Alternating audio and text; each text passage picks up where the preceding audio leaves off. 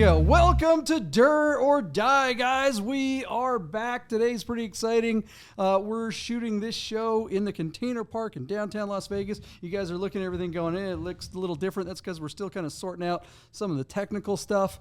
But we're getting there. And one thing that is already here and is always here, very reliable, unlike his car, Mr. Duane Wik, my partner. Hello. Hello. Good evening. Good day, sir. Good day, sir. Welcome to the Die Porsche podcast. It's so good to be back. You know, JP, we had a little break between, say Christmas and New Year's Eve. Okay, it was a little longer than that, but we're back. We're back with we're packing a lot of heat now. So we're bringing it something. I don't know. I'll take it. I'll take it. Yeah. So, but JP, we have a very exciting guest tonight. I'm quite exciting. You're excited? I'm quite psyched to bring the trampled, poor, unwashed masses, the likes of one Mr. Dale Smith. Dale, welcome to the Die Porsche podcast. Thank you very much. I appreciate the invite, and I'm glad to be here. Glad to be here with you guys. Trying to think of a way to introduce Dale, and I was thinking like he's kind of like those commercials, The World's Most Interesting Man. No, not even. Because he world travels, he gets his wallet stolen in Europe, he goes to Mexico, he's driving his Porsche around, he's got a diesel wagon. So, I mean, he's got stories for days, but yeah, I refer to him as the world's most interesting man. Oh, well, thank you. Thank you very much. And I got to tell you, you brought some awesome whiskey tonight called Whistle Pig. Yeah. Right? Oh, yeah. Are we good, JP? Yeah. Okay. There it is. Yeah. Went across from Vermont. Okay, we got the shot of Dale with the Whistle Pig. Yep. Nice. I want to get right into it. One of the reasons why I invited you on tonight, Dale, was because I want to unmask the veil of what R Group is. You're an R Group insider. So first and foremost, what is R Group? How did you become involved in it? Tell us a little bit about Chris, the founder. Let's start with what is R Group? Well, Chris, as most people know, Chris passed away in 2019, right after our get-together in Monterey, which I sat at breakfast with him. He was starting to have health issues. I mean... What's that? Yeah, he did. But Chris was the founder of the R Group, and I wanted to be an R Group member because I was hanging out with R Group members. And once I got into the Porsche world, and I just thought it was so cool to be with these guys. And Chris's thing was, his saying was always, it was not about the cars, it was about the people, and it's the truth. You just had to be. So who said that first? Was that PCA's slogan first, or did he come up with that? No, that was Chris. They stole it from our group. That was Chris. Did they really steal it from that was our group? Chris. It was about the people, not the cars. Mm-hmm. Or PCI, I think it's more about the cars. And I miss the guy dearly. What did he drive? Well, hold on a second. I'm sorry to interrupt here. I really do want an answer on what is the R Group, because I think it's really easy for us, because you knew Chris. We all knew, all three of us are kind of like in this world, right? And so we know what R Group is, but a lot of people don't. Duane, you're right. It's this kind of mysterious thing.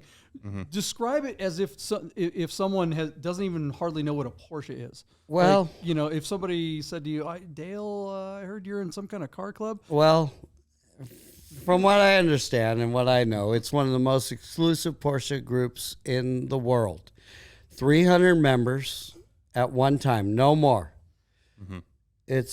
They keep it capped at 300. 300. Yeah. Somebody has to die, like Spartans, or get kicked out, and you can get kicked out because I've seen people get kicked out. Mm-hmm. Participation is a key thing. Going on drives, working on your car, and mainly driving your car. Your car is not a show car. It's not a car that sits in the garage. You're a driver. You work on your car. You love it, and you love the people that you're around. And we're just a good group of friends, mainly is what it is. And Is it any Porsche? no, it's not any Porsche. It's an air-cooled Porsche, number one. It originally started as long hoods only. Mm-hmm. And You're excluded, JP. Oh, you have a back date. You could actually be invited. and because Yeah, right. long By hoods have default. been long hoods have been so hard to acquire at the Porsche prices these days for some people that there's been a lot of members that now have short hoods that are early short hoods. Yeah, there's a little bit of leeway because little listen, bit. if it's about the people and someone gets into the inner circle, Yeah. they have let's say an SC, they're in. You know, Yeah. I do know. Like Well, you mentioned Eric you- Lind earlier. It's Captain Chaos. it's all about the people, and it's not a club you join. Mm-hmm. You must be invited in.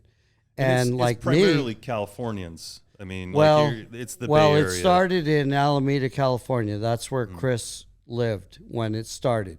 So there's the most R group members are in Northern California and Southern California, where the other founder is in Southern California.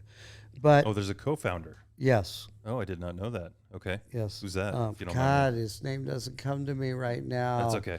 He's very We'll famous splash it up on the very screen. famous car designer. Oh, really? Yes. God, why does Peter it come Brock? to me? It's, Well, it doesn't matter.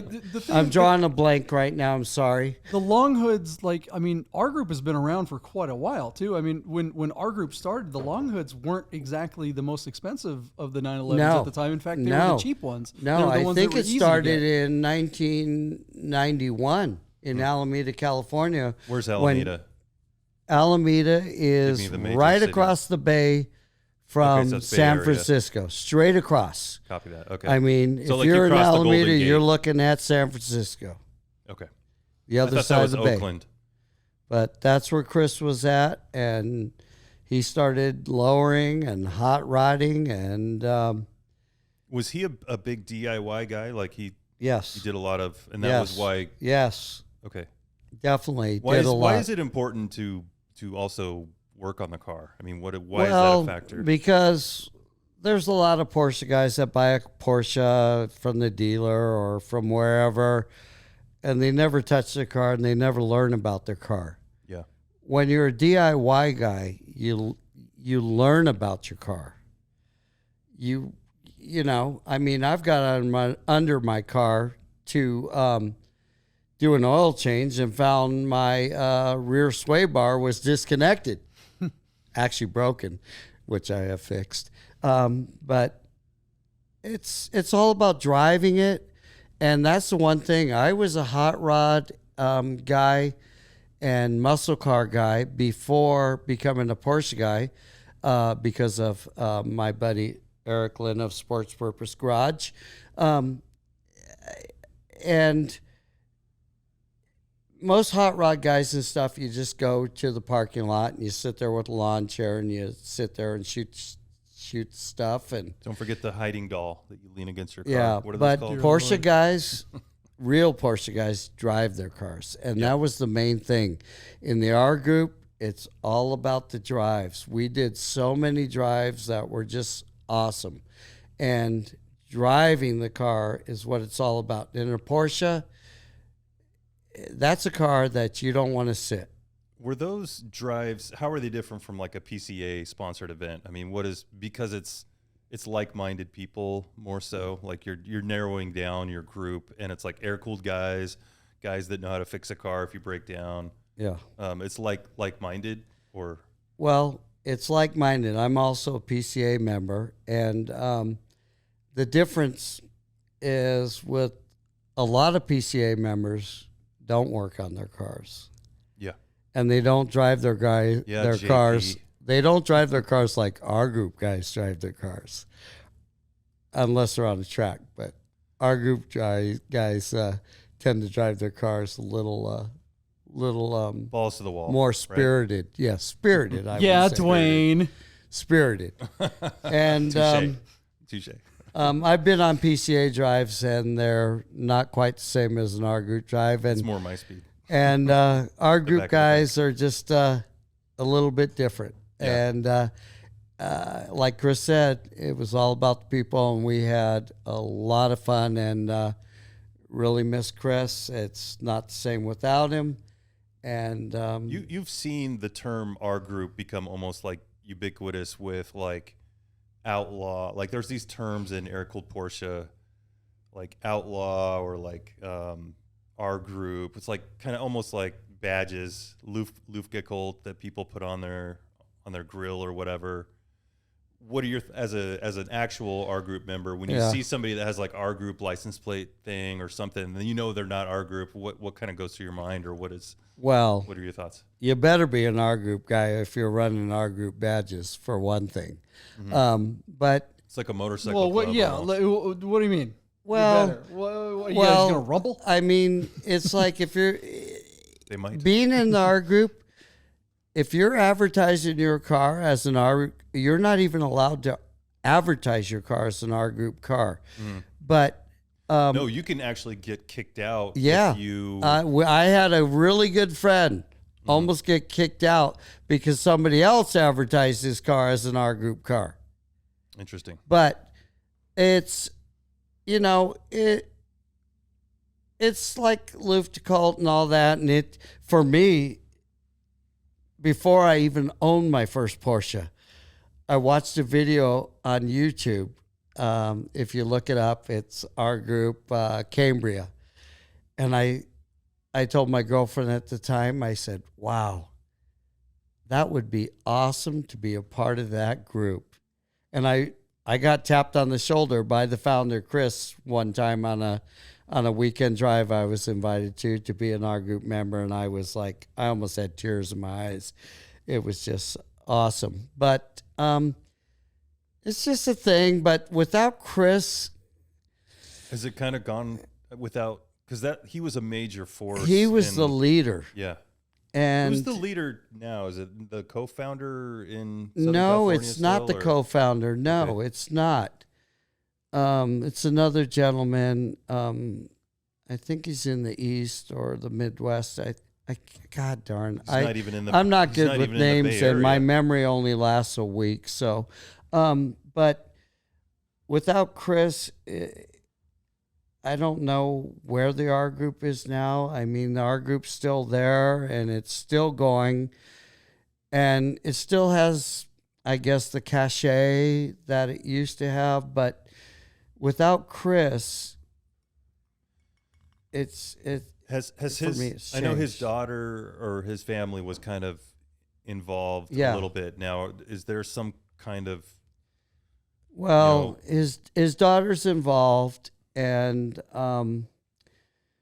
we have different chapter leaders now, like in the Bay Area, because Eric moved. Eric was the chapter meister and did a great job of getting people together and putting drives together and all that. And now we have Kochiro is the chapter meister, and I'm not in the Yeah. Bay Area anymore because I moved here. The Bay Area has a lot of R Group members, and as far as I know, I am the only R Group member in Las Vegas. Mm-hmm. I And think so. I thought Ken would be because he was from the Bay Area too, but he didn't. no, Ken He was is not a not part. not yet. No, but I would love to get a chapter started here with you two gentlemen and Ken Yeah. Bone and Solomon, our good friend Solomon. Solomon, it kind of fits the Yeah. the mold. Like Well, he yeah, drives the he's crap got a out of his beautiful car. Mexico blue car. I Mm-hmm. can't remember the year, but I would like to get a chapter started in Vegas, and why not? Yeah, Well, we got to keep I mean, it going. Solomon definitely qualifies. Yeah, for sure. Well, you But guys Dwayne qualify and I too. don't qualify. I don't really work on my car very much. Yeah, and but Dwayne doesn't drive very much. But so- you are definitely a Porsche guy, We are and Porsche you're guys. definitely an Airco Yeah. guy, and Dwayne is definitely our group material. Thank you. I appreciate that, Dale. Does he make up for not driving by excessively working on his car? Is it like each bucket you get 10 points for driving the car and 10 points for working on the car, and you have to have a minimum of 10 points? It can be all in one bucket or half and half. No, in our group there is no point system. Okay. It's not like Jenny Craig. Okay. No.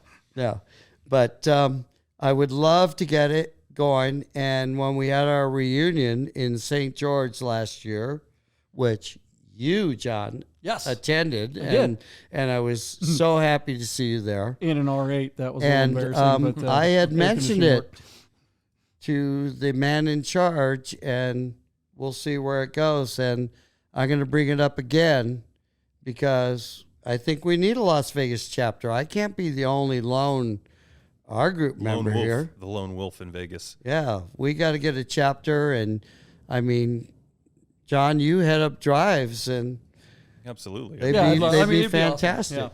Yeah. Let's talk about that a little bit more. What it's going to take to make something like that happen. But first, we've got to go to a quick message from our good friends at God Porsche of Las Vegas, who are also big supporters of all the Porsche things that we do.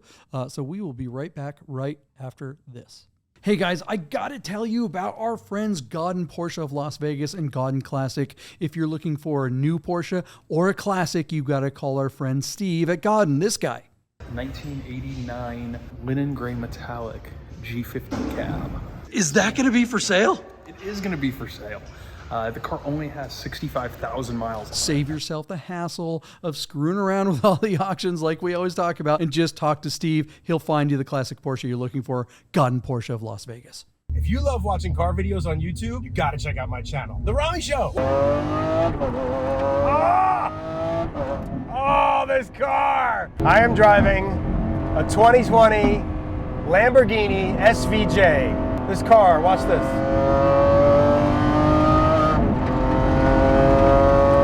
Oh! 115 mile an hour turn like it's nothing. Welcome back. Dale, you were talking about the reunion trip. I went down to Godden when they kind of hosted the kickoff or the where you guys left from. Right. And I got appreciate Godden for doing such a fantastic job in hosting us too. Yeah. I got to check out all the R Group guys that drove, and there were people from northern Washington. I mean, that was quite a trek. A couple thousand miles probably. The Washington guys always make the trip down. Yeah, that's awesome.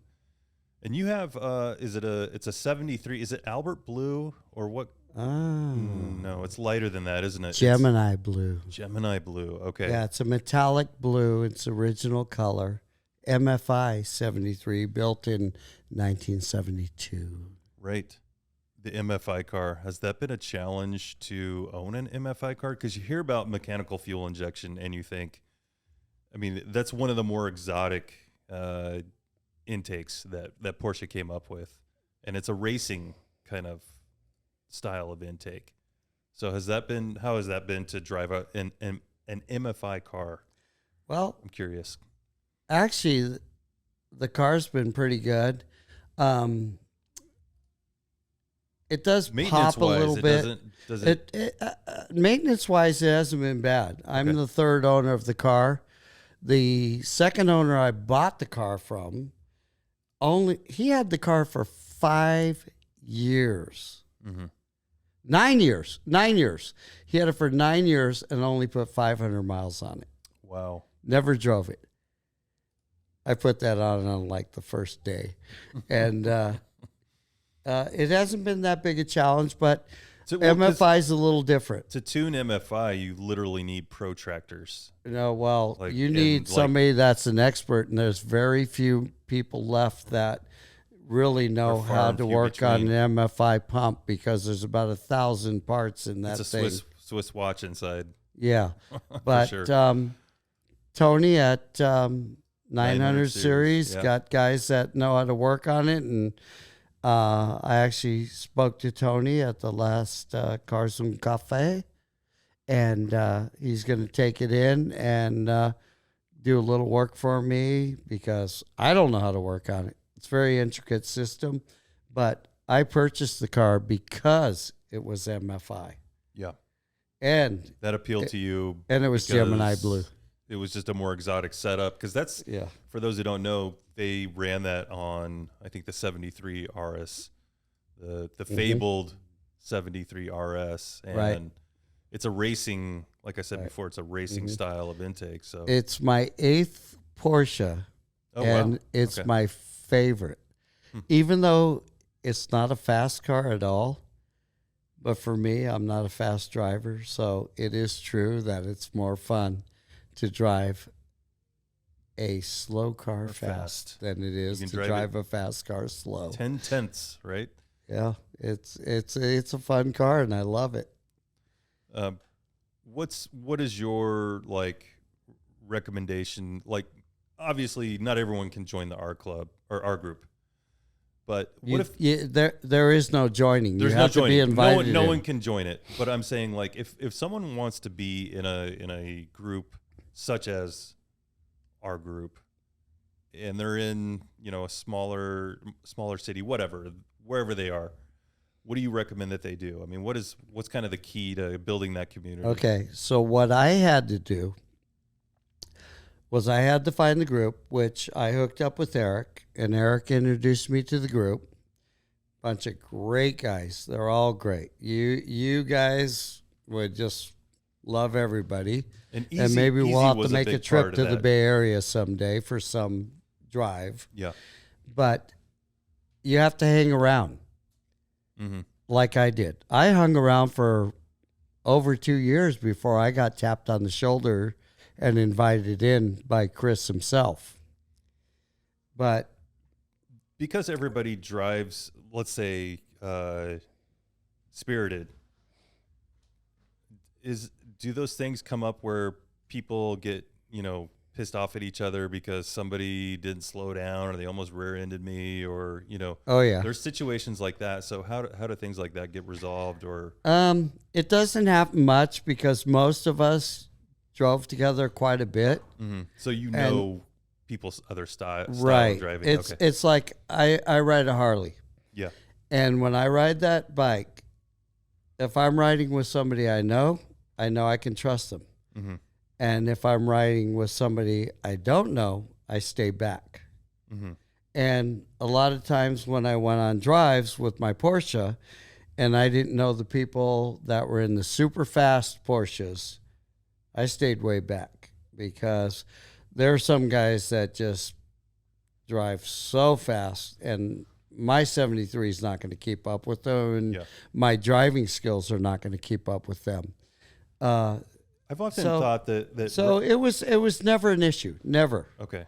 Riding a motorcycle like a Harley, I've often thought that the air-cooled experience is kind of like riding a motorcycle because you get that sense, you get that connection to the road, to your environment and the feel. Is that what appealed to you? Definitely. Or was that your first, what was your first fast ride? Was it a motorcycle or was it like a hot rod? Well, I was into motorcycles before I was into cars. Okay.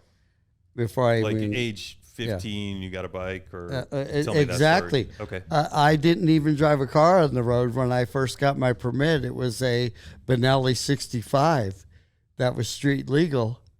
And then I bought my first Harley in 19, and I've had a Harley ever since. Did your dad inspire, or your a brother or somebody inspire you, or kind of lead to your car obsession, or who was it? No, I had a neighbor. Okay. That had a beautiful Sportster that was just custom. And when I was a kid, I would walk by his house every day, and he'd be out there polishing that bike.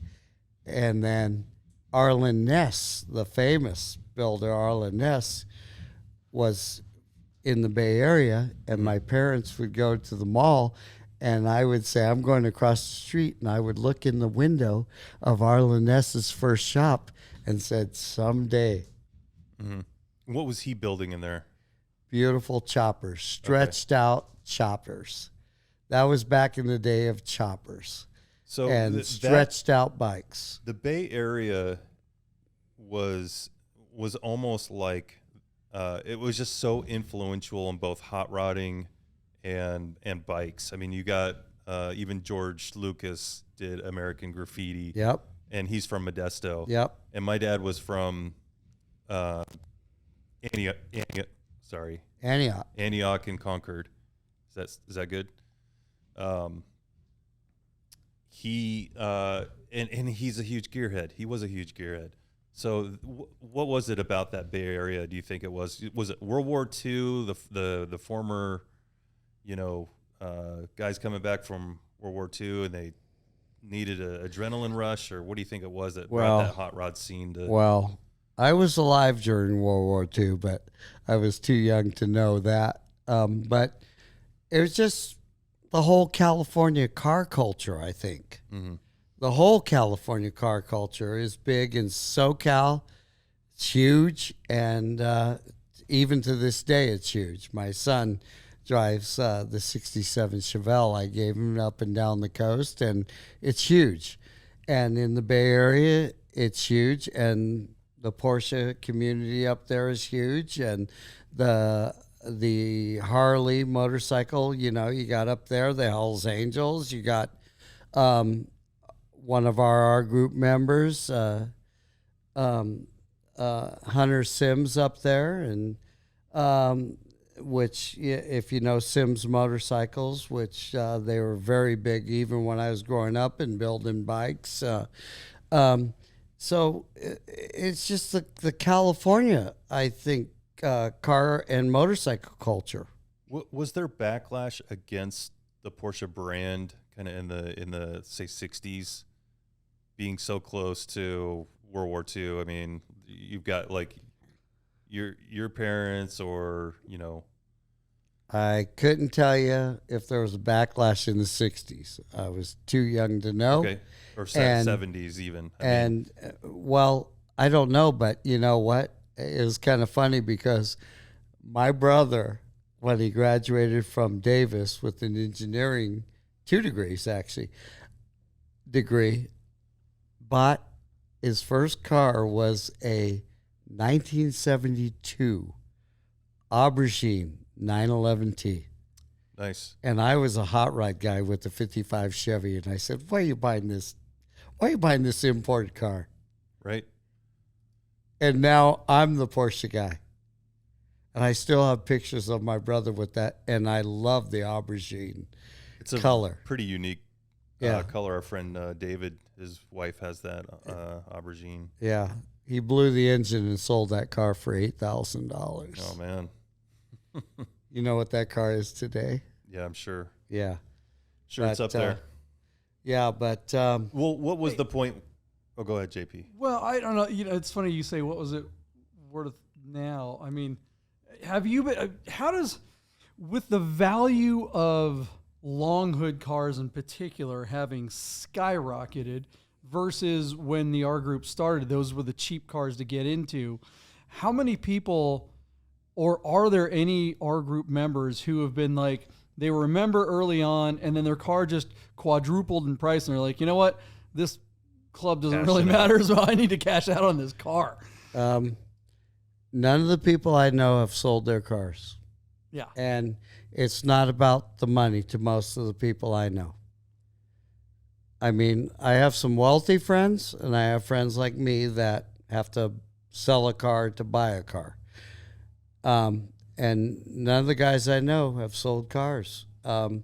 They just, and I'm sorry for selling a lot of the cars I've had, but I had to. I just couldn't buy another car if I didn't sell a car. Room, space, and the money. But the long hoods have gone up, but look at the 993s. Look at the 964s. 964s were stepchilds for a while. Yeah, 964s have definitely gone up more than 993s. 993s were never really cheap. Yeah. They were less expensive than they are now, but relative to whatever else was going on in the market, 993s were always the most expensive 911 for the longest time. And there was a short period where they were reasonable. Right. That was very, very short. Right. Yeah, and I bought that was my first Porsche, black on black, beautiful, Vario Ram 96 993, and I bought it for 50, and that car is almost double now. Yeah. And a friend of mine was just bidding on a car. I saw him bidding on it, a 964, and that car went for over $200K. Wow. Yeah, I mean, a 993 might be worth twice as much as it was when, the one you're talking about. Okay. But a Targa, when a 993 like that was worth around 50, an 82 Targa SC or coupe was probably worth 10 to 15. And now those are worth nearly 100 or more. Yeah. So probably. that's like a 5X versus Well, I don't know a about 2X. 10 to 15 because I'd never seen the 10 15. But Really? They were in the like 25s, but They were but all over. Targas now. My first Targas, 911 was Yeah. $9,000, and it was an 88 Oh, Targa wow. in Wow. like Targas were 2001. like it was like number one was a coupe. Yeah. Number two was a Targa. Number three was a convertible, right? Still is. But now Targas, boy, you see Targas going up. Because There's a new appreciation for Targas. Yeah. I think the younger, like millennials, definitely Well, love them as well because they're so unique. There's not a modern car. I mean, they make a modern Targa for $200,000 or whatever, but Yeah, it's not a Well, real Targa. it's It's, different, it's a though. cabrio, basically. it's different with a hardtop. than That's true. taking the top off. The modern Targas slide back. But I've always that's why I liked got a Targas. 914, so I could join the Targa club too. Hey, But the Targas, the Targas are 914 worth. and 914s. I had a 73 914 black on black, and do you know black was actually a rare car then? I've never seen a black 914 actually. I I've had a seen- black on black. Godden had the LE, but it's black and yellow. It's a Bumblebee. Yeah. Yeah, My first was a black on black, but it was Black was but a it was rare an color. aftermarket. It had been repainted probably 50 times. do you know We'd why strip the paint black down. was a rarer color? No, why? Because black was considered a sign of death. Evil. It's like Darth Vader. Like The death. Darth Vader Death 914. was with black. But That's why back we don't then, have gold limos here all in the Vegas, cars- or white. Is it white? Yeah, well, that's why we called Der Faszination instead of the correct article for the in German is Die Faszination, which is spelled D-I-E. And we didn't want Die Faszination because all the Americans would think it was about death. That ain't but gonna back work. in the 70s, it was like all about M&M's colors. For sure. They All have the the best colors, colors you in the know, 70s. everything was Mod Squad. So it was black was a rare color. They didn't do it as much. And I sold my 914 to another R Group member in New Hampshire, and he still has the car. And it was an awesome car. What's the future of our group? I don't know. Tell you the truth. I'm telling you the truth. I don't know the future of the R Group. Because the average And age I has to think be- about that myself. has to be up there. So if you guys Well, don't infuse, there's a it lot of with- younger guys. Is there? Yeah. I hate to say it, I'll be 64 in April. I'm one That's of the young. older guys. And there's Yeah. guys that are much older than me in the R Group. But there's a lot of young guys with, and most of them, some of them have long hoods. There are some with long hoods, but a lot of them have short hoods. But Wait, I mean, you say there's younger guys in there. Is there anyone under 40? Is there anyone under 50? under 50, yes. Yeah. Under Ooh, 40, give I us don't names. think any of the guys are under 40. I think most are under are 40 plus. 40 plus because most especially with the guys prices of can't afford a 911s. Porsche Yeah. that are under 30. They haven't reached their pinnacle of their potential. earnings. Yeah. So, and nowadays, I mean, Porsches in the last few years, as everybody knows, have just skyrocketed. I look at the prices these days like, holy crap. At one time, I had 3 Porsches, and now I can't own 3 Porsches. Why do you think they're so expensive now? I think because there was a lot of money And I think sites like Bring a Trailer, PCA, and other sites where it goes worldwide to people with deep pockets that are willing to pay anything. I have seen some crazy prices for Porsches where I thought, holy. And it's just Can like, we just blame Magnus Walker for everything? Well, yeah, but I mean, no, I what's don't blame driving the Magnus demand? Walker. Magnus Walker was smart. He was buying, and he was into Porsches before a lot of people were into Porsches. Mm-hmm. But there's other people that have got into it, and they have deep pockets. What's your thoughts on a 928, 924, Well, hold on a 944? second. Oh, sorry, I gotta stay in here. Okay. What's driving the demand for it? Like, okay, you say that people have a bunch of money, not disagreeing or agreeing, whatever. But why do the people with this money want one? Well, I think it's the Porsche has become very popular, and you see Porsches in advertisements. Mm-hmm. You see Porsches in social media, and I think it's just like, I don't know if it's a status symbol. I didn't buy my Porsche as a status symbol, but I think to some people it's the cool car to have. Mm-hmm. But to me, it's like there are car collectors that are buying them, and I know friends that they pay a lot of money for them, and it's just like, what other car can you do what you can do with the Porsche? What's interesting about 911 is you can get a 912, a beater 912, let's say they're up there now too, but let's rewind maybe 2-3 years ago when they were hugely popular, the 911.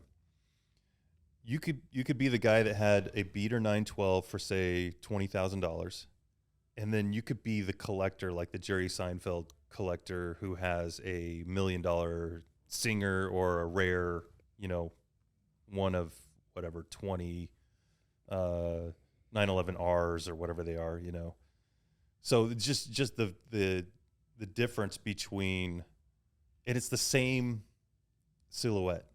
You know what I mean? I think I find that interesting, where you could have the same car for $20,000 that this guy has for $1 million, more or less. I mean, it's very, very similar.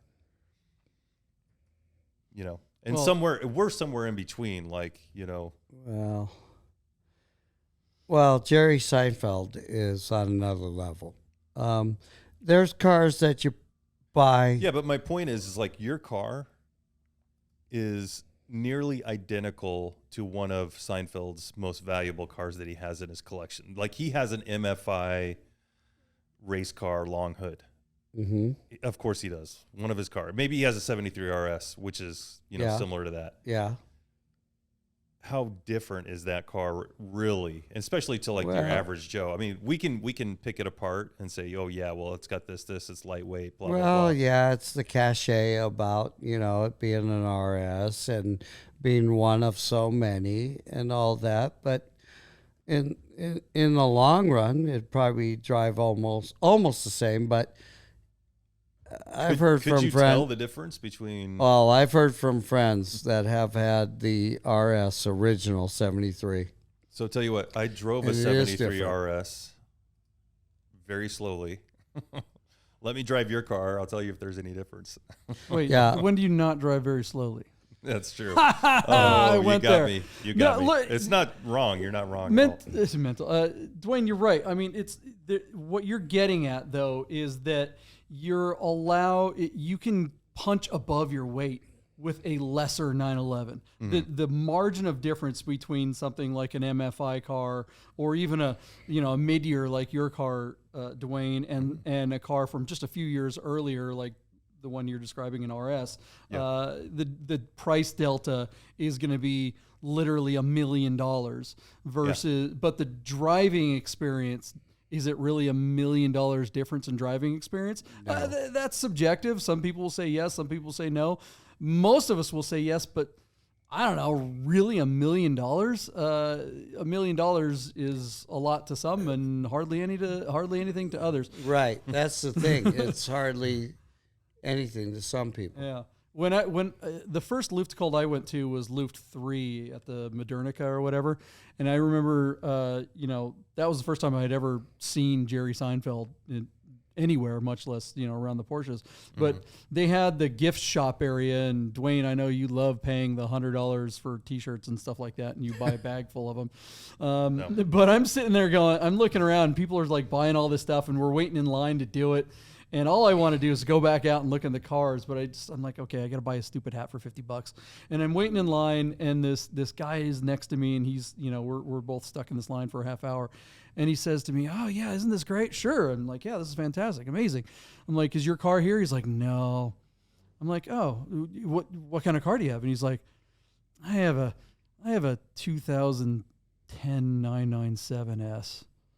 It was like at the time that's like $100,000 car at the time, and just like what, that's worth twice as much as my 993 at the time. But he was bummed about it because he wasn't in the club. You could get a 914 at the time for $10,000 or less and be in that club. That's the great thing. It's that kind of leveling out of all of the social classes. Everyone's kind of in the same group. I agree with you. Like my 75 is only.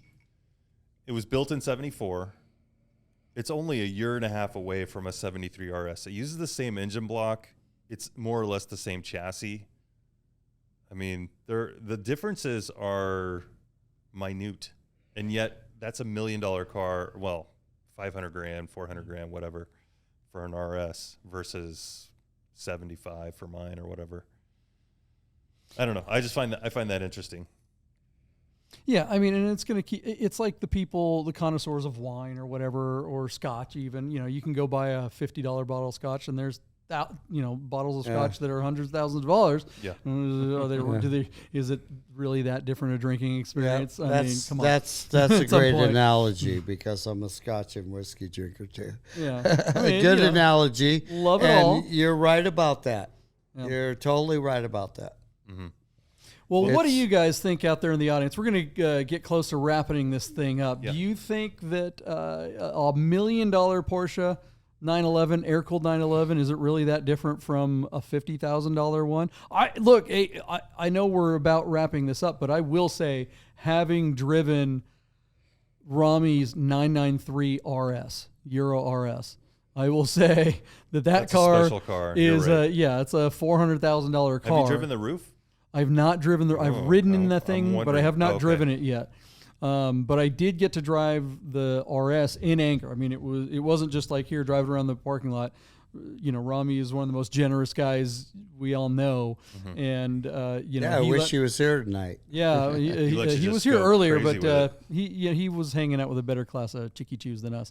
But yeah, driving that car, and I've owned a 993. There were multiple 993s. The last 993 I had was a 96 very Ram car. Oh, wow. And, I sold that car about a year ago or something like that. And it was, call it $90,000 or something. Yeah, it's definitely the $300,000 delta between those two cars. There's a difference. Yep. Absolutely. There was a big ass difference. Yeah. But you start getting into $1 million, I don't know. The difference between the $50,000 car and the $400,000 car, I think, is really big. But once you start hitting that 400 and getting to $1 million, the 400 to $1 million, I think the differences are super, super minor. Right. And you have to really know, you have to know the difference really, really well in order to notice it. Agreed. Dale, any last words or shout outs you want to give before we wrap this up? My only last words are thanks for inviting me, and I enjoyed my time here and moved to Vegas here, and glad to finally meet you guys because we met online. And let's start the R group here. Let's do it. I'm all about, you know what? We'll call it V Group, Vegas Group. I'm going to do something tomorrow and reach out to see about that because we can't just have one R Group member in Las Vegas. No. You need backup. It's not really an art group at that point. It's just an it's an R-me. It's R-me, R-me.com. We got to have an R group. So you. We're in, JP. I'm in. Ken Take Bone, it. Solomon. That's a good start right there. Gonna let Rami we're in to all see you air crazy? cool guys, and we deserve a chapter here. So I'll Heck try yeah. my best to make it happen. And I'm going to start driving more. Just to, Excellent. Hey, Dale, are you going to Lit Show weekend? I don't know yet. I'd Okay. love to because I know I've already seen that I've got friends going there, and I've been to there twice. How was it? And it's awesome. Okay. I'm There's going. all kinds of stuff going that The weekend. lit show's one thing, but all the peripheral shows and open houses are really cool. Well, that's what I'm thinking. We go there, everyone's going to be there. You know, is that the time maybe- that we rally for a well, new chapter? maybe we ought to look into getting an Airbnb and going caravanning down together. Party house. Getting Solomon, Ken. Solomon ain't going to want to stay with us. He has a lovely lady that goes with him. There, Jackie does not want to hang out in a house with Jackie's us not losers. gonna- yeah. Well, that's true. And Jackie's awesome, but She's smarter than that. yeah, I don't blame her. Yeah. She's the brains of the operation. Very true. And the looks. All right, guys. Thanks for hanging out with another episode of Dur or Dial. Dur or Dial. We changed the name. Dur or It's Dur Dial. or Dale. 555. The Dur or Dale, Dial a Dale. All right, Dur or Die podcast, the Porsche podcast that doesn't know anything about Porsches. Thanks for hanging out with us. Dwayne, thanks for being here. Cheers and thank you, Dale. Cheers. Thank you, that. guys. I appreciate the invite. You going to come And, back, bring us some more whiskey? Oh, man. I hope I'm invited back because this is a beautiful experience. You're I now love it. an honorary member of the Peanut Oh, I Gallery. love it. I love it because We may not be R Group members, but you are now you a know member what? of the Dur or Die crew. You know There it what? Someday you're going to be because That's I'm it. going to work on it. is. All right. Yes. I want a hat. Starting tomorrow. I want a badge. All right, guys. We'll see you next time. We're out. Cheers.